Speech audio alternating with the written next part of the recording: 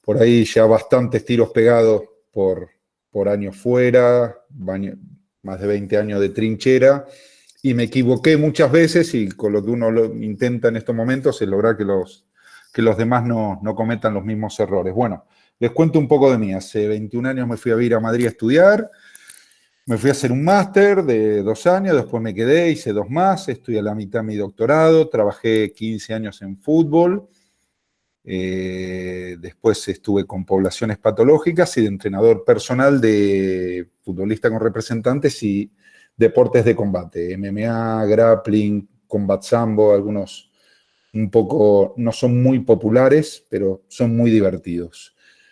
Hace menos de un mes me volví a vivir a la Argentina.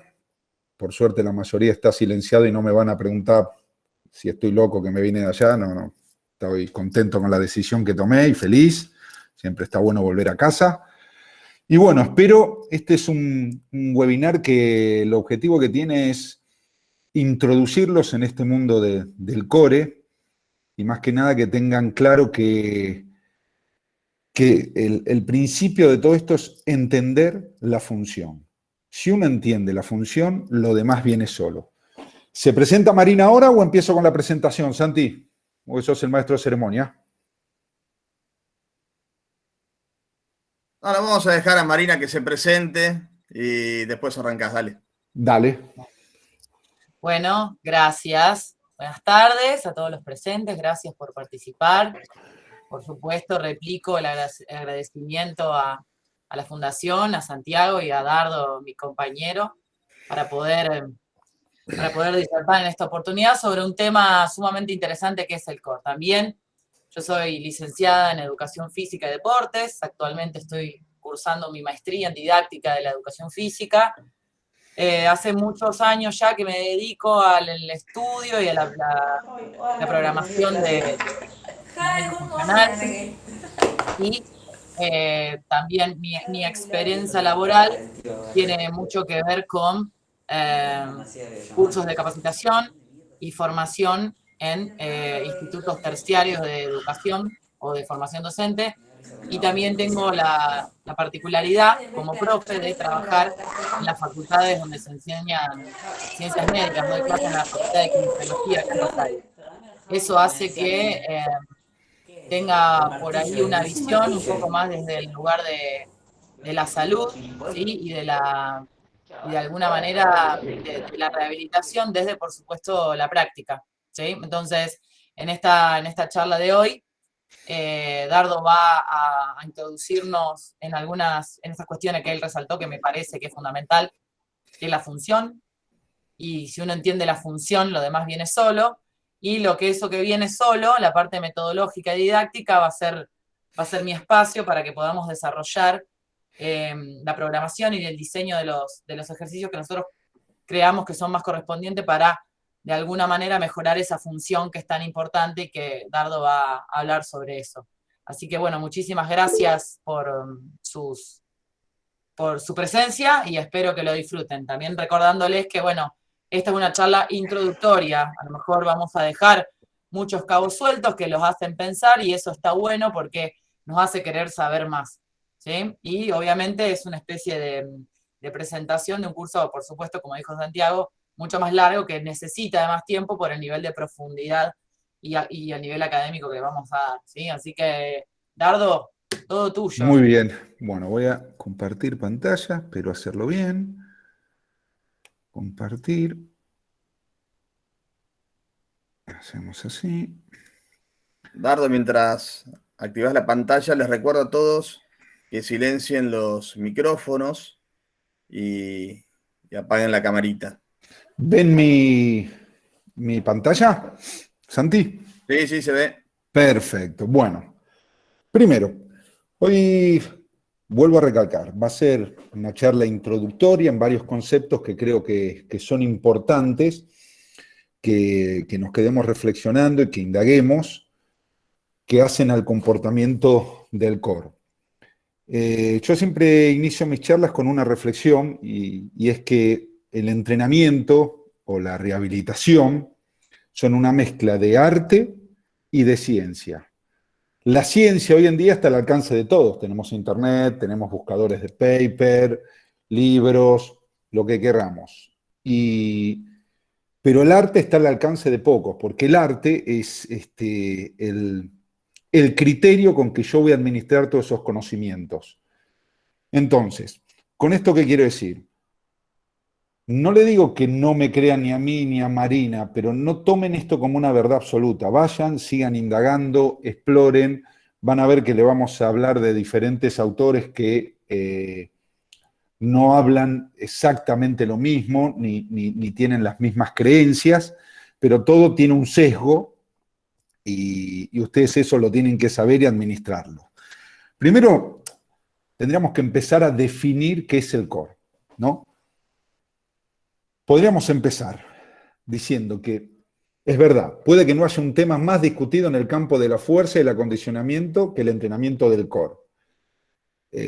Si ustedes están acostumbrados a estar en salas de rehabilitación, en gimnasios, en salas de entrenamiento, van a ver que hay miles de propuestas, miles de definiciones del core y una rechaza a la otra y uno se hace fanático de una y de otro de otra, pero siempre está en discusión. Parece que no se logra algo que tendría que ser un poco más simple y más aceptado, digamos, más que nada por su importancia, ¿no?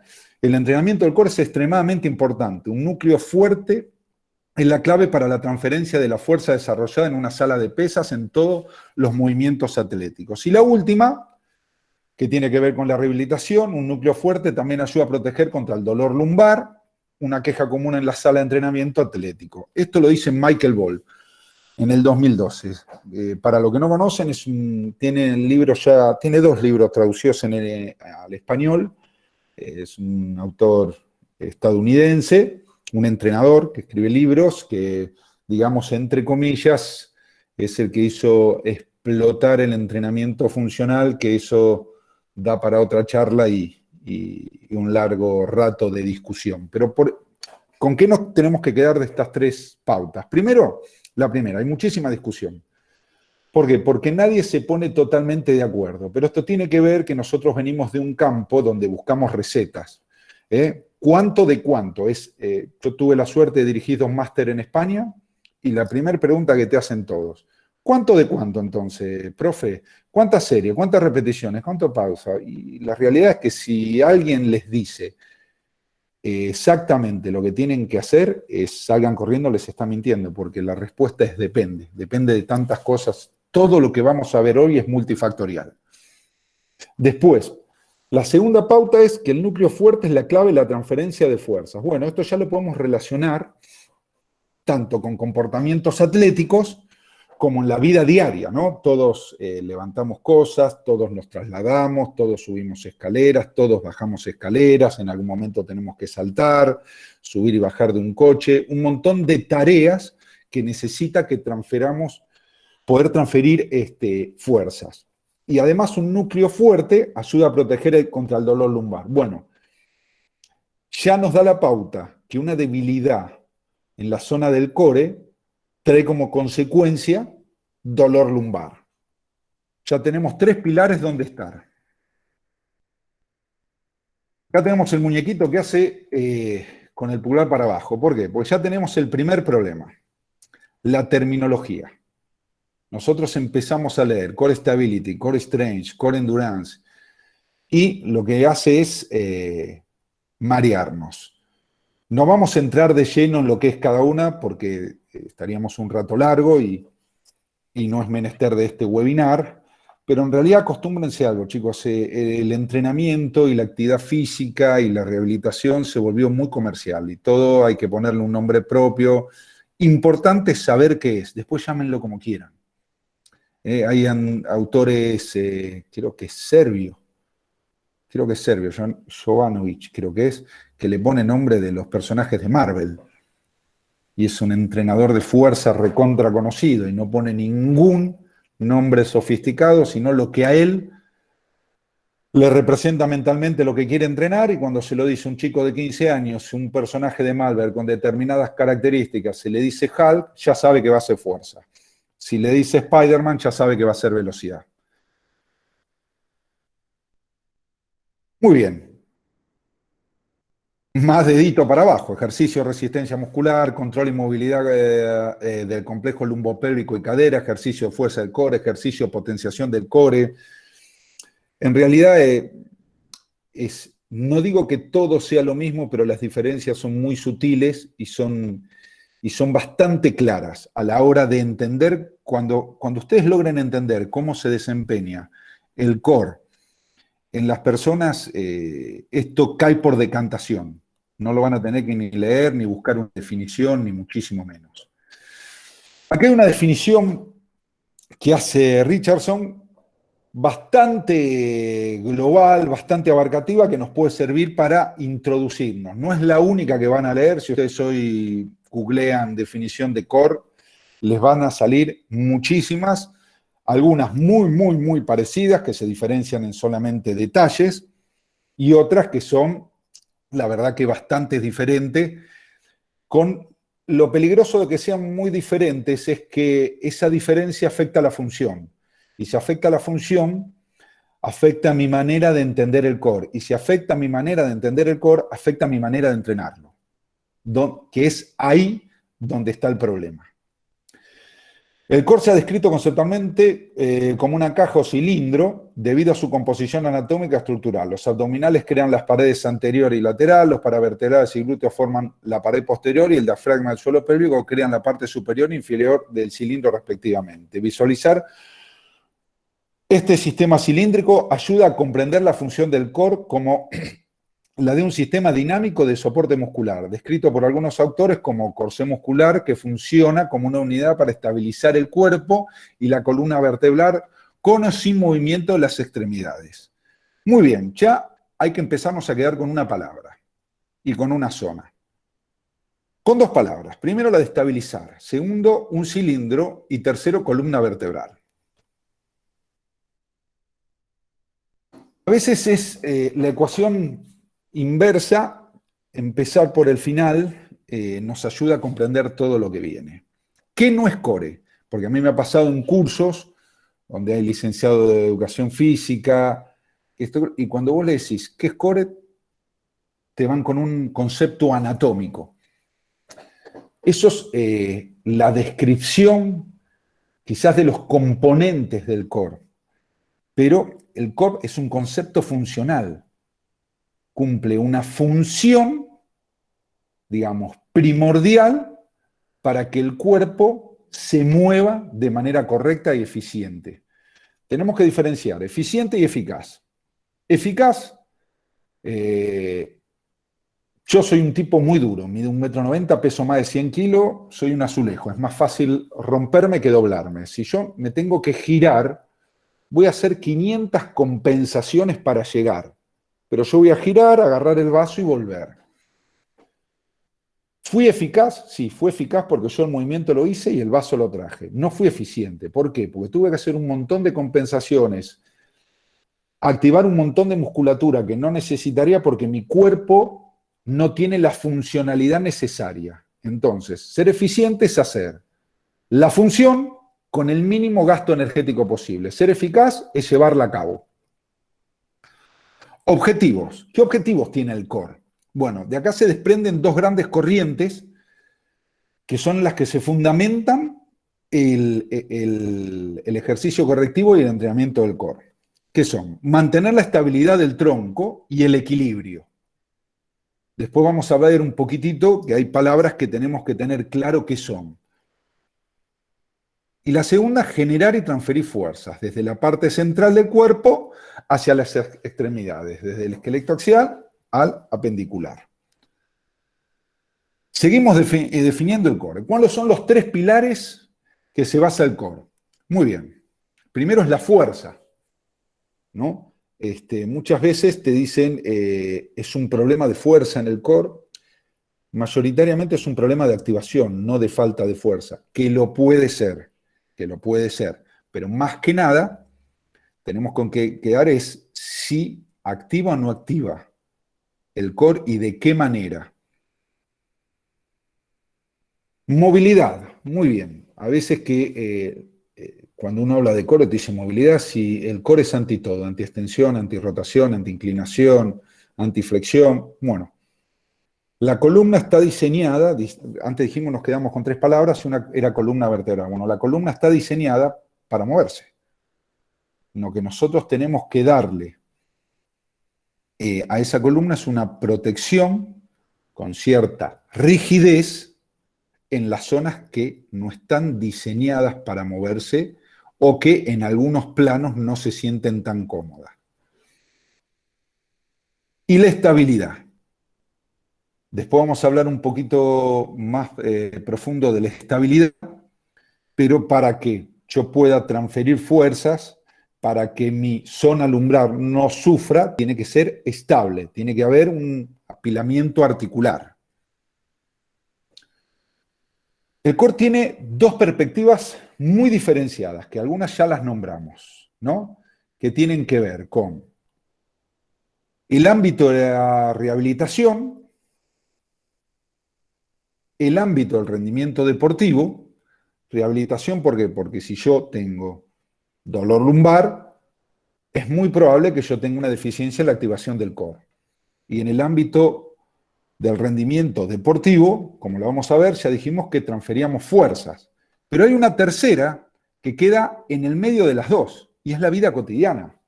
Nosotros todos hacemos actividades que involucran nuestro core. Después vamos a ver maneras de activar el core en estos 3 diferentes ámbitos, ¿no? Vamos a poner, acá tenemos 5 fotos que intentan describir lo que está pasando. Lo que hablábamos recién de estas 3 vertientes, ¿no? La vida cotidiana, en el trabajo, puedes tener que poner una caja arriba de la alacena. Vos a esta zona le tenés que dar estabilidad para que no claudique, no produzca una lesión, sea eficiente. Esta señora, que hasta necesita un bastón, quizás podría ir, digo quizás, porque puede haber un montón de factores, pero imaginemos que no tiene ninguna patología grave, si ella pudiese activar de manera más efectiva su core, ¿no? Está bien que tiene una edad muy avanzada, pero hay cosas que se pueden ir previniendo antes que sucedan. Después tenemos un disparo en fútbol. Para que esta pierna pueda acelerar, esta se clave en el piso y no quede girando como un molinete, alguien tiene que frenar eso. Y para que esta pierna salga como un látigo. Ustedes imagínense que, primero explico los 3, los 2 que me quedan, y después hacemos una reflexión. Y acá en el rugby, llevas la pelota, te viene a hacer un tackle alto, vos necesitas estabilizar. Si ustedes ven, los 3 deportistas, por lo menos esto lo puse a propósito, los 3 deportistas, esta zona está alineada. Incluso este rematador de vóley, que creo que es de Brasil, si no veo más, tiene las curvaturas normales si seguimos la camiseta y no tiene apoyos. Vamos a intentar entender qué función cumple acá el core. Si estos 3 deportistas no tienen activado el core, claudican. Este giraría, este no podría transferir a la mano que va a golpear la pelota toda la aceleración para que impacte en el pico de velocidad y esta pelota salga lo más fuerte. Él, si no activa el core, va al suelo. Tiene un apoyo, está transmitiéndole fuerza al suelo para que el suelo se la devuelva y seguir acelerando y avanzando y recibiendo un impacto. ¿Qué nos da de pauta esto? Incluso en este señor, la señora quizás no tanto. Que hay veces que nos quedamos con que una planchita lateral, una frontal, ya está. No, el core cuando se activa generalmente es multiplanar. No trabaja en un solo plano. Entonces, si yo ya empiezo a entender esto, empiezo a entender qué ejercicios necesito para estimularlos y cuál es la manera. Este jugador, ¿dónde está el cursor? No sé si lo ven. Este jugador y este jugador no van permanentemente con el core activado, pero por mecanismos de percepción, que ya veremos en el curso con más con más profundidad, el cuerpo, por uno de los subsistemas, anticipa lo que va a pasar y se pone rígido para aguantar el impacto. Si no, este jugador sería un flan. Cuando va a impactar la pelota, se pone rígido para que esto sea un látigo, este brazo. Y él, cuando va a impactar la pelota y el talón toca el suelo, se pone rígido la zona lumbar para poder acelerar la pierna. ¿Ok?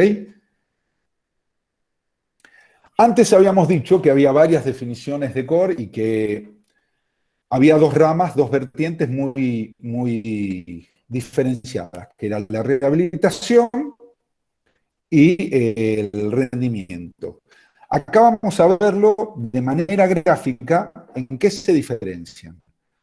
Entre líneas celestes, de frente y de espaldas, está lo que para la rehabilitación, o muchas personas que se dedican a la rehabilitación y publican, abarca el core.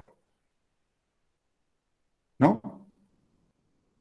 Pero entre rojo está lo que para el rendimiento deportivo abarca el core. Si bien me comentó Santi que en esta charla hay muchos kinesiólogos, mi pareja, mi chica es kinesióloga, así que tenemos estas charlas no muy habituales, pero a veces sí. ¿Por qué se los hago referencia a ustedes? Porque ustedes, cuando rehabilitan a un deportista, tienen que rehabilitarlo en el core teniendo en cuenta estas estructuras que se encuentran entre las articulaciones de esfera y cavidad. ¿Ok? Porque si yo tengo que transmitir desde miembros inferiores fuerza a miembros superiores y viceversa, ya la cosa cambia. Tengo que abarcar bastante más, trabajarlo, ¿no? Para entrenarlo. Con respecto a eso, de la transferencia de fuerza, no sé si están familiarizados con los deportes de combate, pero para que él pueda conectar este directo y la mano, que es de lo que se trata cuando uno proyecta un golpe, llegue en el pico de velocidad, como le dejó la carita a este muchacho. Yo hice bastante tiempo boxeo, el golpe sale de las piernas, no sale del brazo. ¿Por qué? Porque si sale del brazo, yo te voy a pegar con la fuerza que puede ejercer mi brazo. Si sale de las piernas, si él activa bien el core y se transmite la fuerza, yo te estoy pegando con los 100 kilos que pesa este muchacho. El golpe es totalmente diferente. Lanzamiento de jabalina. Acelera, acelera, acelera, clava.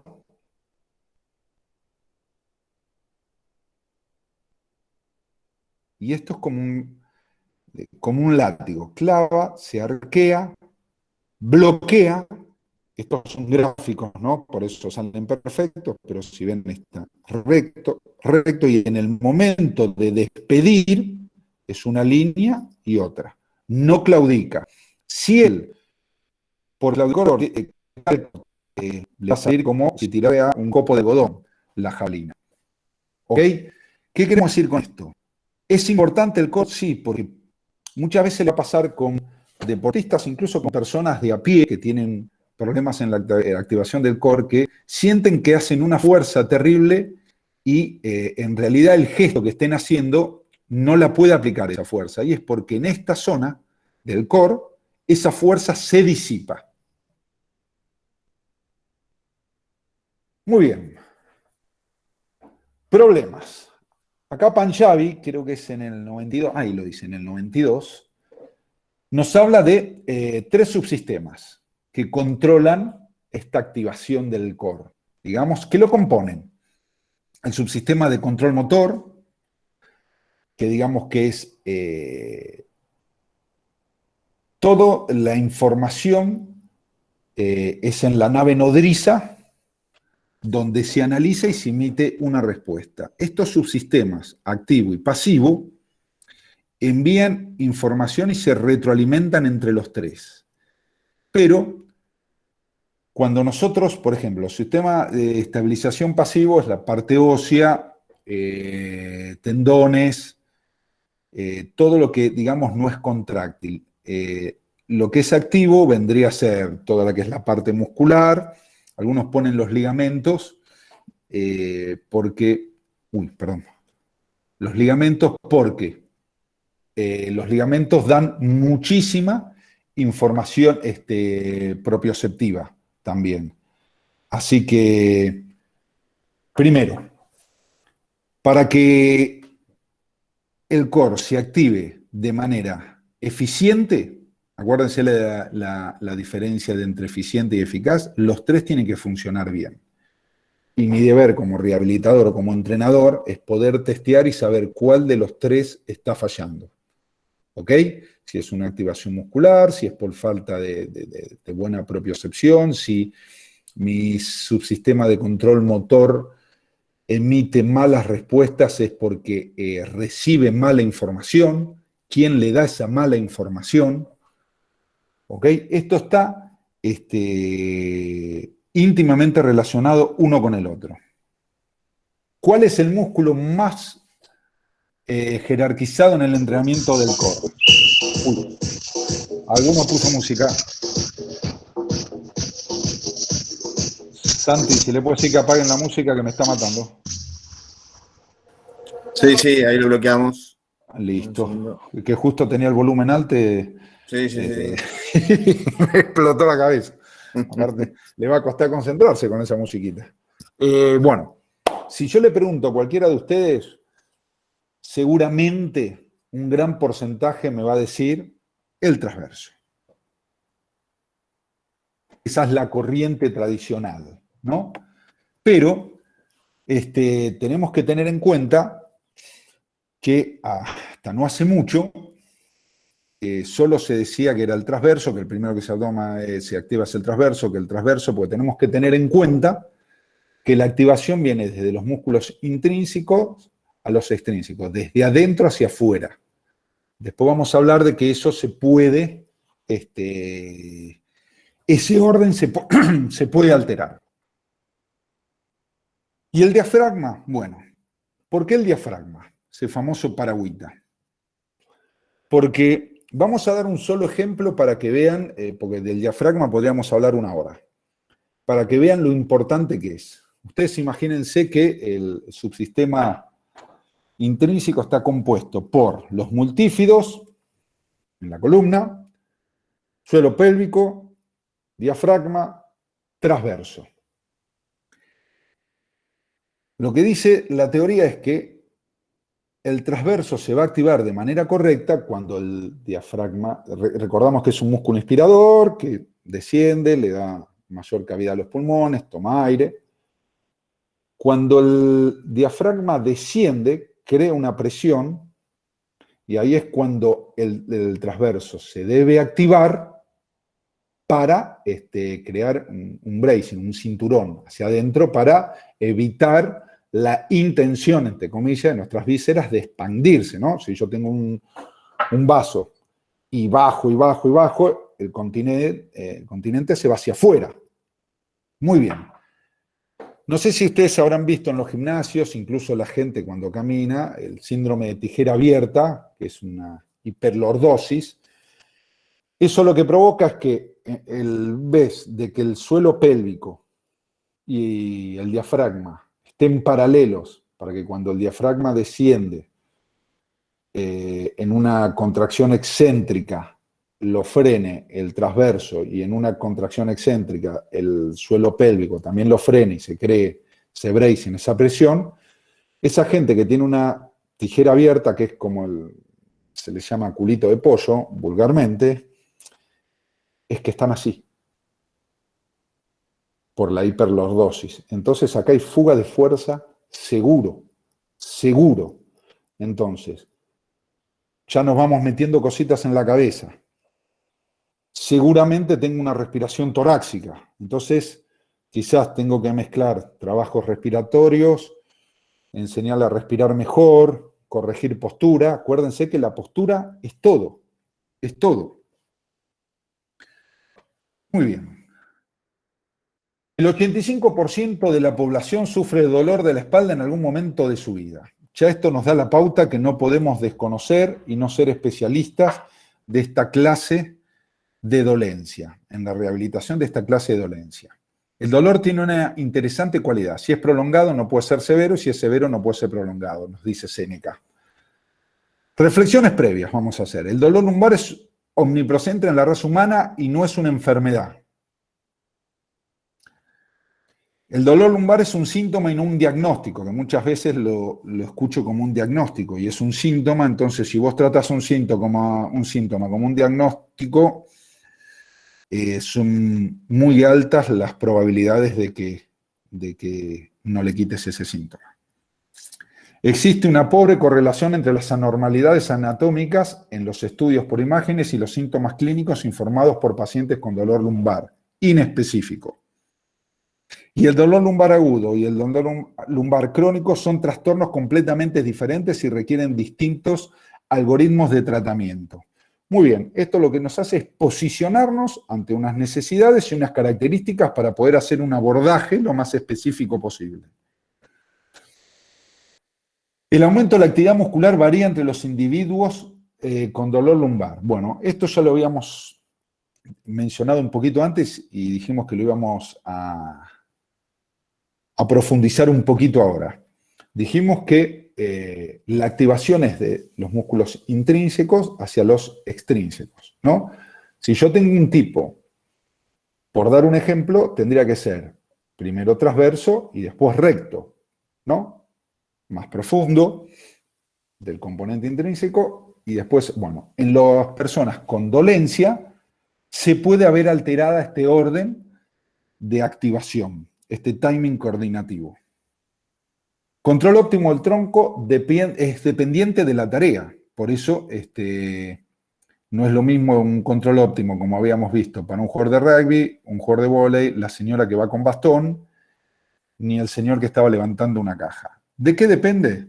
Movimiento y rigidez. Hay que encontrar el equilibrio entre estas dos cosas, entre movimiento y rigidez, porque está claro que yo me tengo que mover y realizar tareas o gestos deportivos, pero dentro de ese movimiento tiene que haber un control de rigidez que garantice la salud articular.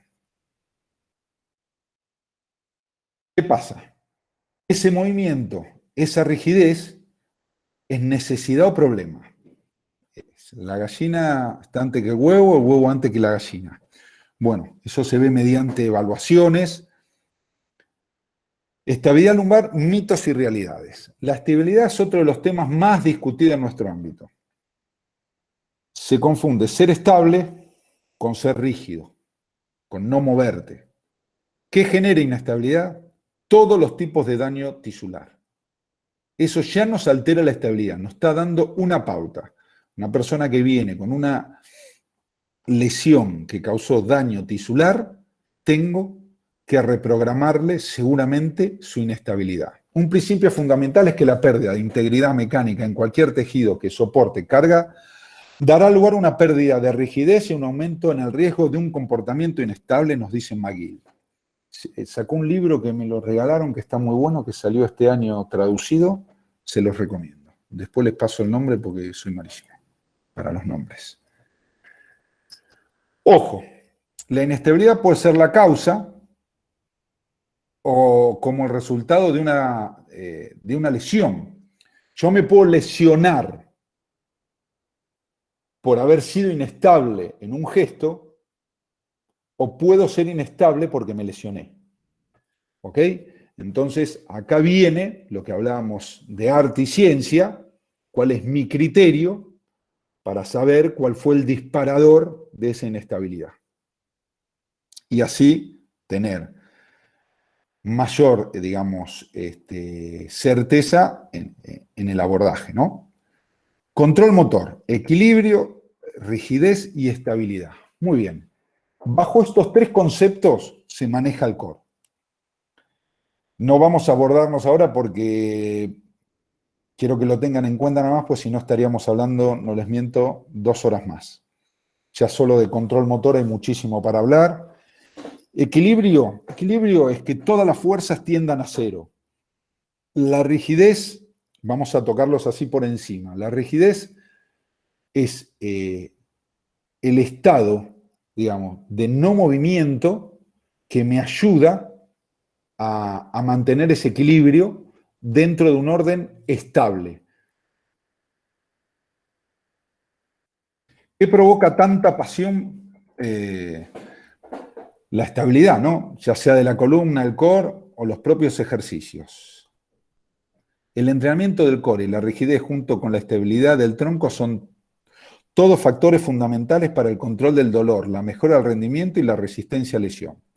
Entonces, sabemos que no es, antes es, siempre se encara, por eso hablábamos de entender la función, de rigidez, no es estar duro, es ser estable dentro de un cierto movimiento, ¿no? Que me garantice que no me voy a lesionar y que puedo transferir fuerzas.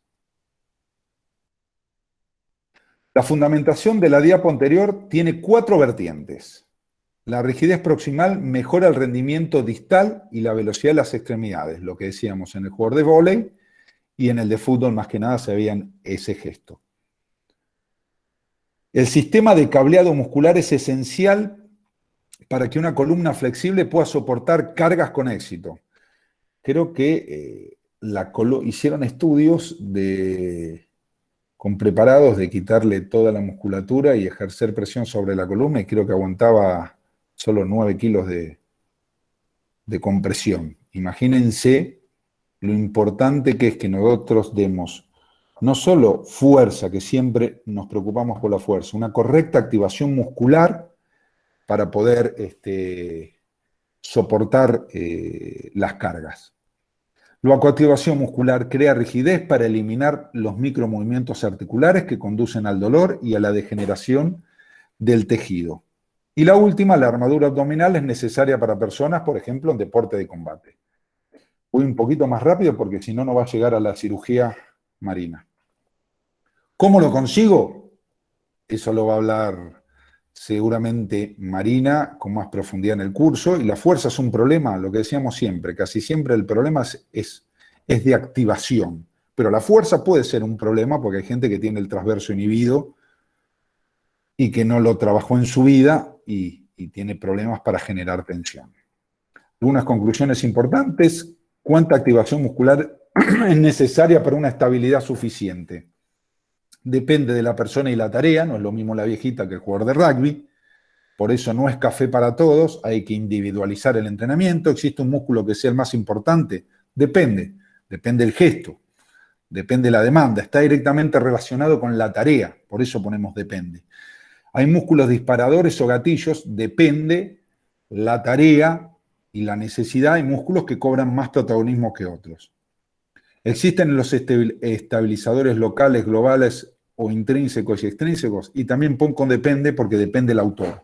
Pero con que ustedes se queden con la función, ya rara que pifien en la tarea.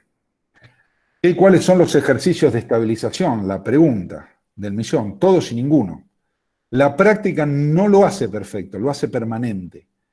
Por eso la tarea de ustedes es crucial.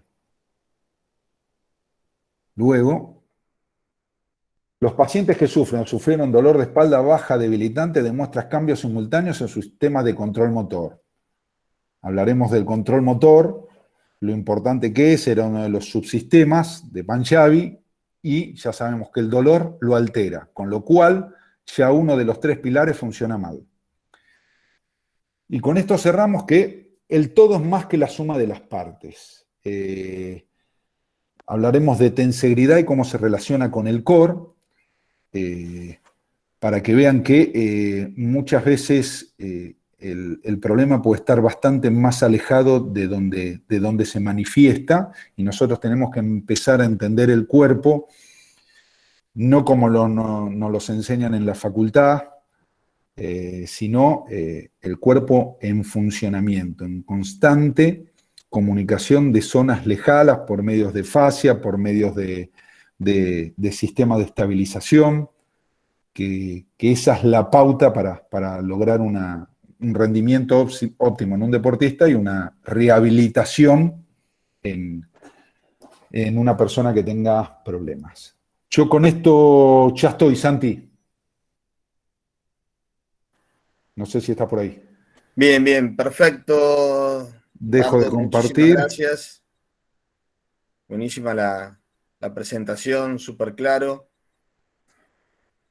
Vamos a seguir ahora con Marina. Les comento a Bueno, todos que después les vamos a enviar la grabación del video para que la tengan de la conferencia. Y recuerden siempre apagar los micrófonos, así no los cortamos a los disertantes. Y en el chat les copié un enlace y ahí tienen que poner sus datos, verifiquen de poner bien los datos, porque esos son los que van a aparecer en el certificado. Igual que el correo electrónico, para que les llegue bien el certificado. Nada más.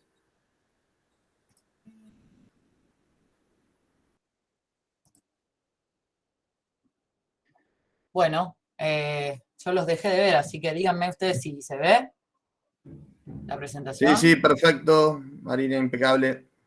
Bien, ahí lo pongo. A ver, un segundín. Bien. No sé si lo ven en pantalla completa o ven las diapositivas acá. La verdad que uso más el Zoom que el, que el Meet. Pero bueno, si ustedes lo ven, más que suficiente para mí. Bien. Lo escuchaba Dardo y pensaba qué importante es cuando hablamos de estudiar y profundizar en algún tema en particular, entender la función, ¿no? Todo esto que contaba él recién, con lo que, por supuesto, acuerdo, inclusive tenemos en las referencias de los mismos autores. En la última diapositiva yo puse todos esos libros que vos nombraste, Dardo, así que por ahí les podemos dar los nombres de los chicos desde ahí. Me hace pensar que el entendimiento distinto y tal vez más profundo de la función del core va a cambiar radicalmente la metodología, ¿sí? Y por eso yo, para hacer una especie de introducción hoy, lo que hice fue, o lo que voy a hacer es hablar un poco de los aspectos metodológicos a tener en cuenta a la hora de la programación de los ejercicios, ¿sí? Porque muchas veces que cuando uno estudia la teoría del core y empieza a tratar de contextualizar esa teoría en los diferentes ámbitos en los cuales desarrollamos nuestro trabajo, nos encontramos con un choque muy grande de paradigmas de tipos de entrenamiento, ¿verdad? Y esto es algo que hace algunos años he empezado a profundizar y que ha empezado a chocar y que muchas veces nos encontramos con profesionales que realmente están un poco más a la vanguardia y quieren ir progresando en las cuestiones metodológicas y otros que no, ¿sí? Yo me he encontrado bastante de las dos cosas a lo largo de mi carrera. Por eso siempre apelo a que uno tiene que tener un criterio y tiene que poder sostener también lo que dice, por eso es tan importante entender la teoría.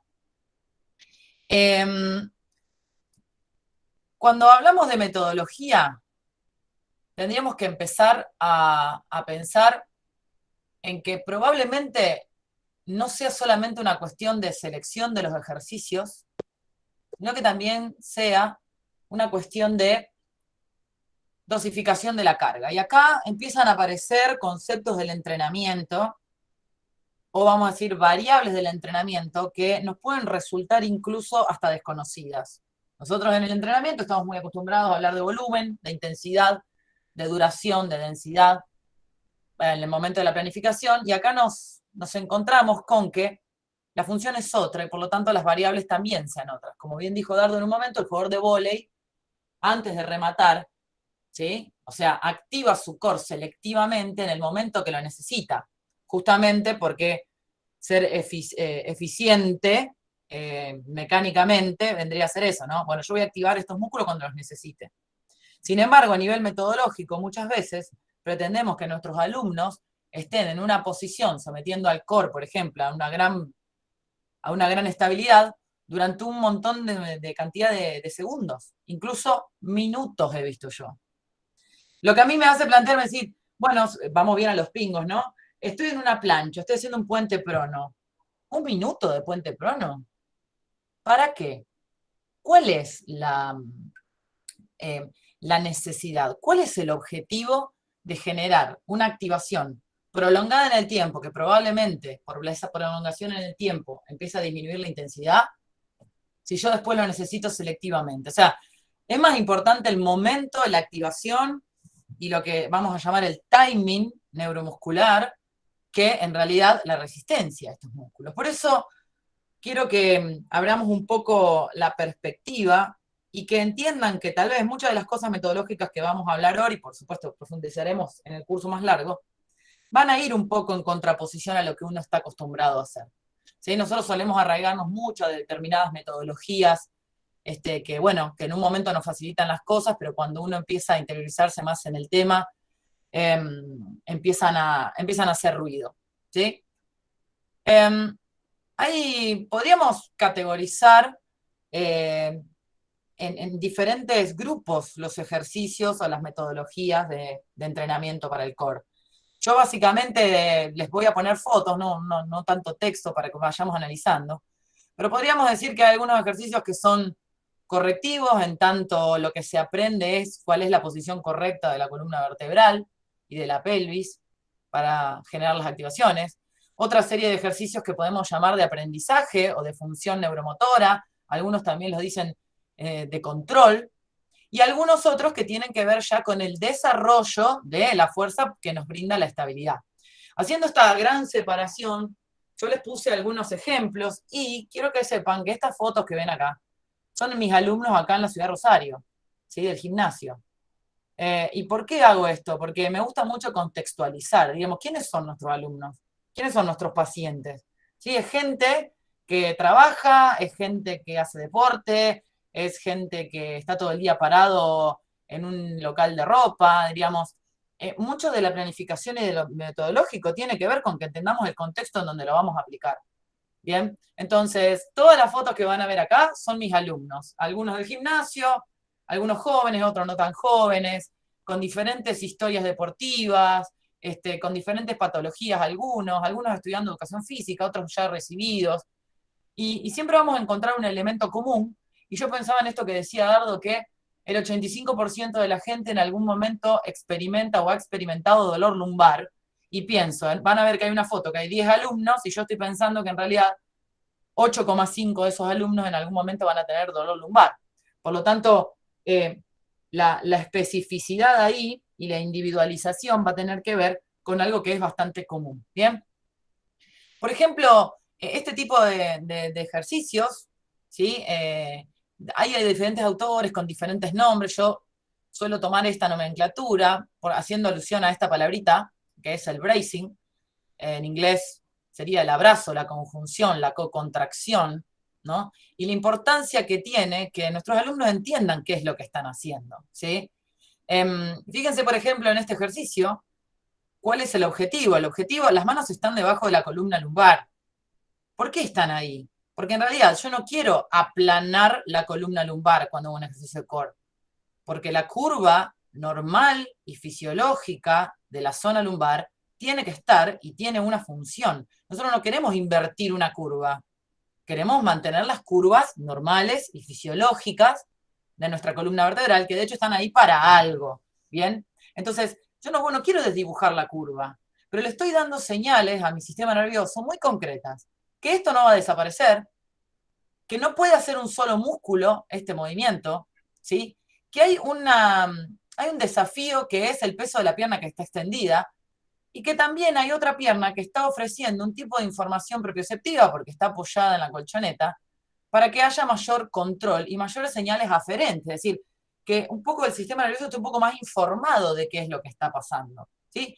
Este ejercicio, el abdominal bracing, tiene 1000 variantes, ¿no? Pero en esta variante, pretende una activación con determinadas condiciones. Y cuando el aprendizaje es neuromotor, y cuando también lo escuchaba Dardo hablar de los 3 subsistemas que plantea Panjay, tiene un libro excelente que es la rehabilitación de la columna vertebral, que tiene como 9000 hojas, no es una cosa loquísima. Hablamos de que no es solamente el músculo y no es solamente la alineación del tejido blando de los huesos, o sea, el sistema pasivo y activo, sino también tiene que ver con una regulación del sistema nervioso central que va a ser importantísima al momento de generar esto que es el bracing, ¿no? Esto de poder contraer varios músculos a la vez, ¿sí? Fíjense que metodológicamente uno podría ir avanzando, ¿no? Y bueno, yo la curva ya más o menos sé cómo tiene que ser, entonces puedo sacar la mano. Estas son todas fotos de variantes, ¿no? Fíjense que el movimiento y lo que se busca es siempre lo mismo. Lo que va variando de una secuencia a otra es justamente el desafío al cual yo me estoy sometiendo. Bueno, en este caso estoy sometiendo a mis alumnos, ¿sí? Como verán, esto también puse varones y puse las chicas también que estaban haciendo exactamente el mismo ejercicio, ¿sí? Por otro lado, y esto me parece que son valiosísimos, son los ejercicios que llamamos de reeducación del core. Y se llaman de reeducación porque en realidad la intencionalidad que tenemos haciendo algunos ejercicios es, de alguna manera, enseñarle a los músculos del core qué es lo que realmente tienen que hacer. Nosotros venimos de una visión muy mecanicista y muy periférica del entrenamiento y muy analítica del entrenamiento del core. De hecho, hay una gran diferencia entre entrenar la zona media, conceptualmente hablando, a entrenar el core, conceptualmente hablando. La zona media son un grupo de músculos en los cuales, desde la concepción de la biomecánica clásica, el músculo tiene un origen, tiene una inserción, y para entrenarlo yo lo trabajo en las contracciones concéntricas. ¿Bien? Sin embargo, en la conceptualización de core es mucho más importante que el músculo haga lo que tiene que hacer en el momento que lo tiene que hacer, a que desarrolle únicamente la capacidad de una contracción concéntrica máxima. Por eso también cuando Dardo hablaba del tema de que a veces es la fuerza y a veces no es la fuerza va a estar condicionada siempre por la función, ¿sí? Hay un autor que yo leo que se llama Gray Cook, que dice: no adiciones fuerza a la disfunción. Es decir, que vos seas más fuerte, pero que no te muevas correspondientemente, puede ser también un problema. Entonces, creo que esto de reeducar, de decirle a los músculos o enseñar a los músculos qué es lo que deben hacer, ¿sí? Tiene varios aspectos que, bueno, necesitaría mucha más profundización, pero fundamentalmente es, bueno, el músculo no solamente es voluntaria su contracción, hay contracciones reflejas que están estimuladas por diferentes tipos de mecanismos que tienen que ver con el estiramiento muscular, con la posición angular de determinadas articulaciones. Hay hasta reflejos que le aumentan el tono al músculo si está el peso del cuerpo descargado sobre la planta de los pies. Entonces, que los pies estén apoyados en el piso, o en el bozo, o en la terrequia, o en donde sea, metodológicamente hablando, es un tema de importancia, ¿sí? No da lo mismo hacer los ejercicios con los pies en el aire que los ejercicios con los pies apoyados. Bien, y eso tiene que ver con la información que el sistema nervioso tiene para resolver esta tarea motriz que yo estoy desafiando a que hagan, ¿sí? Por lo tanto, los ejercicios de reeducación no son de reeducación de los músculos, sino reeducación de las funciones. Y la variable de la carga que más trascendencia puede llegar a tomar en este caso es la variable de la carga de la variabilidad. Cuanto más variabilidad yo pueda tener en la realización de un ejercicio y lo puedo hacer con control, más posibilidades de respuesta de los mismos, ¿sí? Algunas fotitos también de mis alumnos estos en el gimnasio, con algunos ejercicios que verán ustedes, los miran así y dicen: esta loca, ¿qué está haciendo acá? Bueno, no son los ejercicios tradicionales que uno podría encontrarse cuando dice: bueno, voy a trabajar los músculos abdominales, ¿no? En esa visión mecanicista. Yo les puedo asegurar que estas caras que tienen mis alumnos acá es porque los músculos abdominales están en contracción. Sin embargo, no es la visión clásica de un ejercicio para el trabajo abdominal. Bueno, lo que yo estoy haciendo acá, por ejemplo, es con la banda elástica intentar extender el tronco, y lo que están haciendo los abdominales es resistir eso. ¿Para qué? Darle punto fijo a los brazos, ¿bien? Para que puedan sostener o que puedan, por ejemplo, empujar. Y también empezar a trabajar con los puntos de apoyo y ver cómo las piernas van a ser una especie de anclaje para este mismo core. Algunos ejemplos más, ¿sí? Fíjense acá la diferencia. Estos son todos mis alumnos. Mabel, casi jubilada, ¿sí? Estudiante de educación física. Este chico es sordomudo, profesor de educación física, jugadora de fútbol y físico-culturista. Fíjense, ¿no? Qué variable y qué heterogéneo es este grupo, y sin embargo todos se pueden beneficiar de un ejercicio como el alcance posterior, que es un ejercicio que va a intentar de alguna manera darle una función estabilizadora al core. Es decir, cuando el movimiento de los brazos se proyecta hacia atrás, el core debería poder dar punto fijo a las piernas para que se acomoden. Les estoy dando ejemplos para que vean a dónde apuntamos, ¿sí? Y después, por supuesto, aparecen los ejercicios más típicos, o por lo menos los que más se han relacionado con el core. Nosotros acá vulgarmente casi los llamamos planchas o los puentes pronados, que puse esta imagen de la pelota porque parece que si no tenés la pelota, viste, no podés trabajar el core. Y bueno, yo acá tengo la suerte de que hay como 20 y pico de personas y hay pelotas para todos, pero puede pasar que no suceda. Y a ver, si bien los elementos inestables son elementos que realmente son muy útiles para el trabajo del core, no son excluyentes. ¿A qué me refiero con esto? No es que vos tenés que sí o sí para trabajar la estabilidad generar inestabilidad con un elemento inestable. O sea, yo hay 1000 maneras en las que puedo generar un desafío inestable para que mi core vuelva a la estabilidad, ¿sí? Entonces, puse esta foto a propósito, para que vean, bueno, a lo mejor tenemos pelotas para todos, y si no tenemos, bueno, hay otras alternativas metodológicas para trabajar, ¿sí? Por ejemplo, acá estamos haciendo una especie de plancha, y ahora les voy a decir unas cosas, ¿sí? Sin ningún elemento. La diferencia es que acá tenemos los brazos extendidos y las manos apoyadas. La orden que yo le di, estos son mis alumnos del profesorado de educación física, de primer año, ¿sí? Supuestamente están estudiando educación física porque hacen deporte, supuestamente. Les pedí que apoyadas, se pusieran, diríamos, en posición de tabla, con las manos apoyadas, los pies apoyados, y que levantaran una pierna. Ahora miren cómo levantó la pierna este que está acá, que dejó la pierna casi paralela, pero la rodilla flexionada. Esto da cuenta de una terrible tensión de la musculatura posterior, ¿sí? Fíjense cómo algunos son capaces de cargar el peso del cuerpo sobre los brazos y otros no. Esta chica tiene muchísima flexibilidad, por ejemplo, pero miren dónde tiene la pierna y el peso del cuerpo no está proyectado sobre los brazos, está proyectado sobre la pierna de atrás, ¿sí? Algunos, el movimiento para levantar la pierna hacia atrás les implicó flexionar la cadera de la pierna opuesta, es decir, y todo esto que decís, técnicamente lo están haciendo mal. Lo que no es correcto es el control que tienen sobre su cuerpo, no la técnica. Por lo tanto, en esta situación, yo miro y digo, ¿qué es lo que hay que corregir? Porque cada uno lo está haciendo a su manera o con sus posibilidades. Bueno, lo ideal sería ver cuáles son las posibilidades ahí, ¿no? Pero fíjense qué distinta esa imagen de la anterior. ¿Bien? Y estos son mis alumnos del gimnasio, ¿sí? También bastante variado el grupete, que están tratando de trabajar lo mismo que vimos en la imagen anterior, pero con un plano inclinado. Recurso metodológico fundamental para la progresión de la enseñanza y del entrenamiento. Los planos inclinados. Parece que si la plancha no la hacemos con los antebrazos apoyados en el piso, no es plancha. Y en realidad no me importa a mí el nombre, si es plancha, puente pronado, planking o el nombre que le quieran poner, siempre y cuando lo que yo estoy queriendo hacer es cumplir una función. Es decir, que el cuerpo se proyecte hacia el frente, que haya apoyo de los pies y de las manos y que no claudique la pelvis hacia abajo y que no se deformen las curvaturas de la columna. Eso es lo que yo quiero lograr. Lo puedo lograr en planos inclinados hasta que progresivamente puedo llegar al plano horizontal. Porque parece que si mi alumno no puede hacer plancha, no puede hacer nada, ¿no? Entonces, no, primero antes de hacer plancha te tiembla todo porque tenés que ir a fortalecer. Y entonces pone a hacer, por ejemplo, esta pavada de hacer crunch abdominales.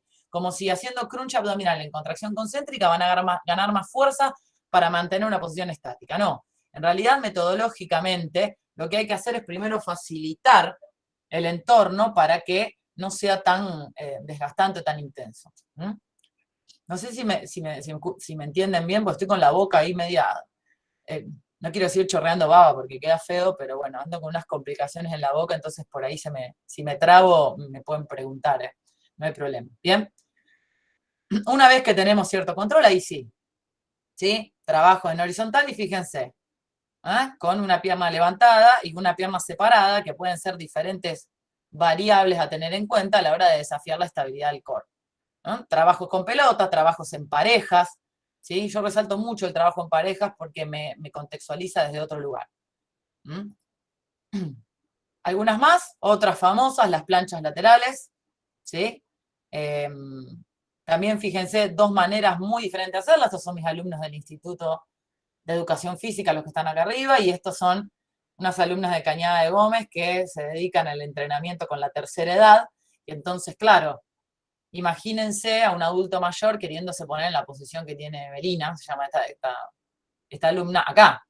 Imposible. Sin embargo, no por eso deberíamos de dejar de trabajar lo que se gana con la plancha lateral. Lo podemos hacer en esta posición y metodológicamente va a ser menos intenso, pero va a intentar cumplir la misma función. Fíjense cómo el mismo ejercicio, hecho en dos situaciones diferentes, es realizable y obviamente se adapta muchísimo más a las características de nuestros alumnos. Después los puentes, esto tiene 1000 nombres también, puente de glúteo, puente supino, qué sé yo, no, ahora no se me ocurre más, pero bueno, yo uso mucho la palabra puentes.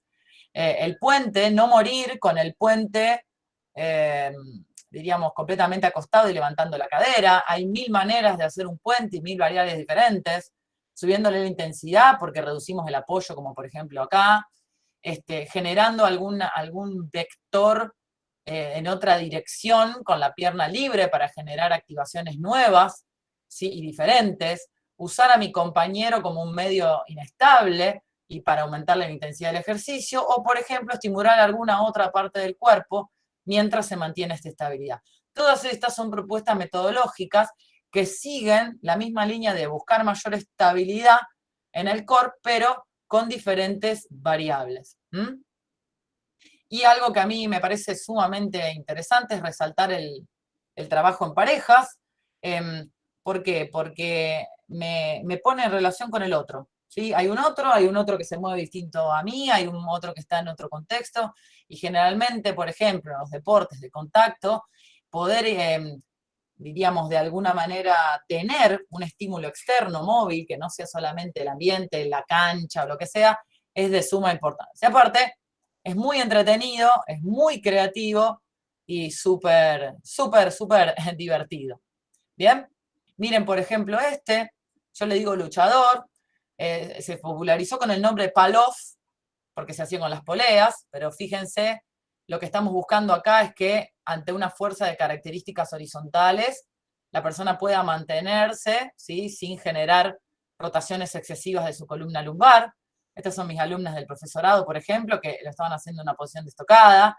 Acá estábamos haciéndolo en una posición de equilibrio con una base de sustentación muy reducida, lo que le da mayor intensidad. Acá utilizamos, por ejemplo, las bandas elásticas, como un elemento elástico y bastante, muy versátil para trabajarlo. Y acá, por ejemplo, esta soy yo, aunque no lo crean, cuando me hacía la que corría, estimulando a una corredora que tenía que correr por la montaña, que ya está jubilada. Digo, fíjense la cantidad de variabilidad también que hay aquí en relación a los ejercicios de lo metodológico. ¿Sí? Todos estos ejercicios nacen de la misma bibliografía que citaba antes Dardo. Nuestros referentes son Stuart McGill, Michael Boyd, Kibler, Panjabi, Lieberson también. Pensé que había puesto la diapositiva con los libros, pero no la tengo acá. Y demás que teorizan mucho acerca del core, pero yo creo que la pata floja que podemos llegar a tener es qué hacemos en el campo, ¿no? ¿Qué hacemos en la cancha?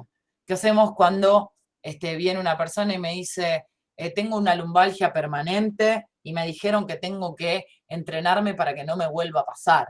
¿Sí? Y yo creo que ahí es donde todos esos fundamentos teóricos deben seguir una metodología que tenga como, diríamos, como objetivo fundamental la estabilización del eje lumbopélvico como función y una movilidad interesante de la articulación coxofemoral, por ejemplo, que es determinante casi para la movilidad lumbar, y al mismo tiempo que la variable de la carga en la cual deberíamos apuntar no sea ni el volumen ni la intensidad, que no quiere decir que no los tengan, sino que pasarían a un segundo plano cuando la variable más interesante sería justamente la variabilidad. ¿Sí? Lo que un referente para mí de este tema, y siempre lo digo, es Mario Di Santo, argentino, llama a repetir sin repetir. Es decir, aprender, que mi core aprenda a estabilizarse en la mayor cantidad de situaciones posibles. Bien,